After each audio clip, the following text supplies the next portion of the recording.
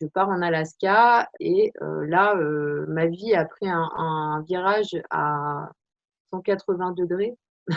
Alors je suis tombée de 100 étages, je pense.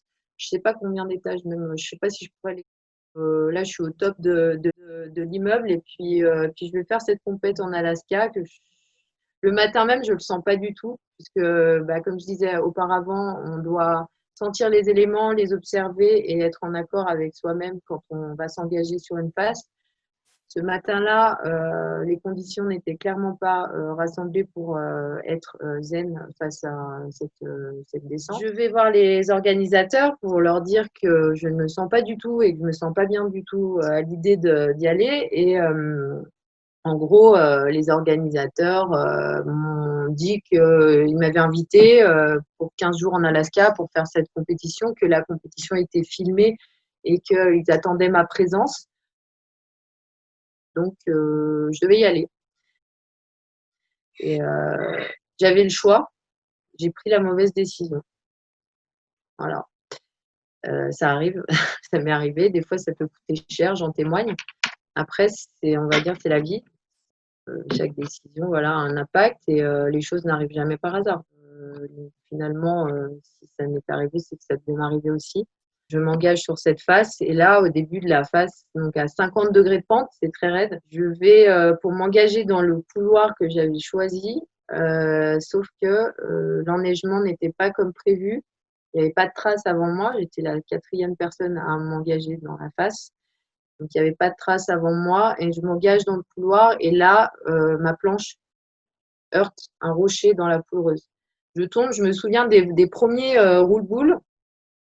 Après blackout, je suis partie. Hein. Je suis partie, j'ai fait 500 mètres de chute. Comme c'était en live télé, il y avait des sécurités qui veillaient, qui m'ont vu tomber, qui ont essayé de me rattraper. Ils n'arrivaient pas à m'arrêter avec l'inertie, je partais en tête-pied comme un pantin mort. Et en fait, en bas, bah, j'ai réussi à m'arrêter. Ils arrivent et ils pensaient vraiment que j'étais morte. Je me suis réveillée avec énormément de difficultés à respirer. Puis je pouvais plus bouger mon corps en fait. Moi, j'étais dans un monde où je me disais est-ce que je suis morte, est-ce que je suis vivante, qu'est-ce qui se passe? Et je sais que je me souviens des gens, de la réaction des gens autour qui arrivaient et qui parlaient anglais, américain. Et j'entendais de tout. Et en fait, moi, il y avait qu'une chose, c'est que j'arrivais pas à respirer. J'avais un énorme pneumothorax qui m'empêchait de respirer.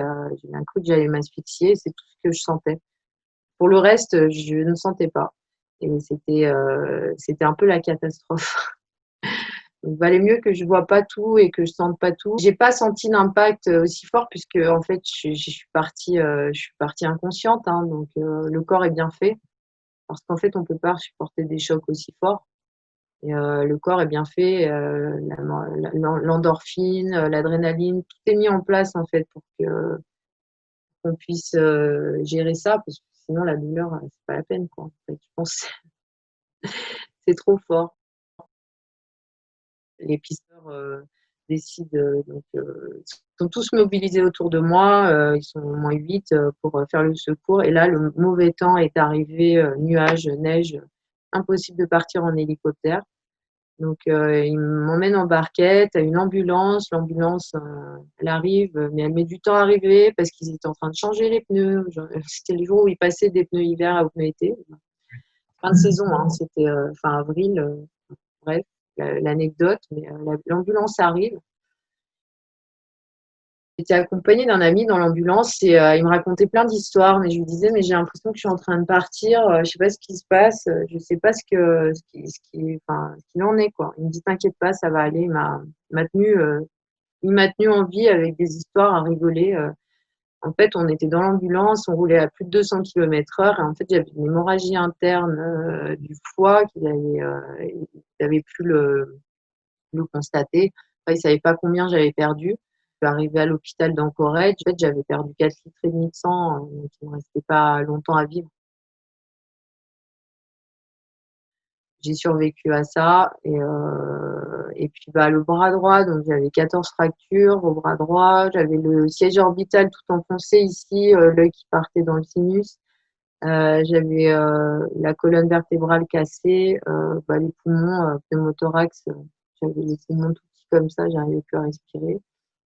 Et donc voilà, ils m'ont pris en charge. J'ai eu énormément de chance d'avoir des bons chirurgiens qui se sont occupés de moi. Déjà pour le bras, après il y a eu l'œil, donc le siège orbital 2 jours après, d'hôpital et de plein de choses à gérer. Oui, ça a été une sacrée histoire. Donc mon expérience, mon histoire, mon expérience sportive, mon expérience de vie, mon histoire et ma passion pour la montagne et les sports outdoor. Je suis ambassadrice de marque.